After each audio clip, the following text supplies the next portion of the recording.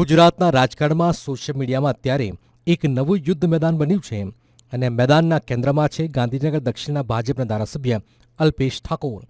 છેલ્લા કેટલાક દિવસોથી ફેસબુક, ઇન્સ્ટાગ્રામ અને એક્સ પર ઠાકોર સમાજના મુખ્યમંત્રી અને અલ્પેશ ઠાકોરને સીએમ રેસમાં પ્રમોટ કરતા એઆઈ જનરેટેડ પોસ્ટરનો રાફડો ફાટ્યો છે. પરંતુ પોસ્ટરો અલ્પેશ ઠાકોરનું કદ વધારી રહ્યા છે કે પછી ભાજપ હાઈકમાન્ડની નજરમાં તેમનું પત્તું કાપવાનું કોઈ વિરોધીઓનું સુનિયોજિત કાવતરું છે તે સૌથી મોટો સવાલ છે.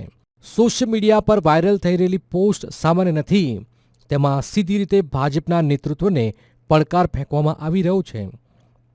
Poster number 1. સાઉથના સુપરસ્ટાર વિજય થલપતિના ફોટો સાથે લખાણ છે કે જો 2017માં અલ્પેશ ઠાકોરે ગુજરાત ક્ષત્રિય ઠાકોર સેના પાર્ટી બનાવી હોત તો આજે ગુજરાતમાં જીકેટીએસની સરકાર હોત.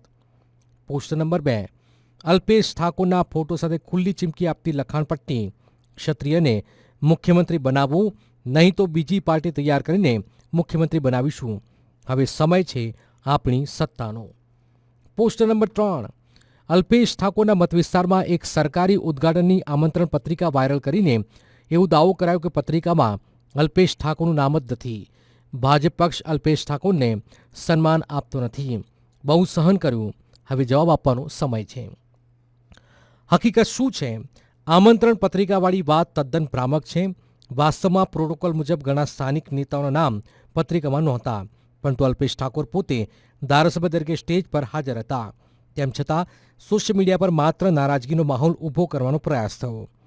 રાજકીય વિશ્લેષકો માની રહ્યા છે કે ભાજપ જેવી કેડર બેઝ અને શિસ્તબદ્ધ પાર્ટીમાં આ પ્રકારનું સોશિયલ મીડિયા કેમ્પેન કોઈ પણ નેતાની કરિયર માટે બૂમરેંગ સાબિત થઈ શકે છે. હાઈકમાન્ડ આવી પ્રવૃત્તિઓને ક્યારેય હળવાશથી લેતું નથી. આ બાબતે ગુજરાત ક્ષત્રિય ઠાકોર સેના ઉપપ્રમુખ જગતસિંહ ઠાકોર કહી રહ્યા છે કે અલ્પેશ ઠાકોરની જાણ બહાર આ પ્રકારની પ્રવૃત્તિઓને પ્રોત્સાહન અપાઈ રહ્યું છે.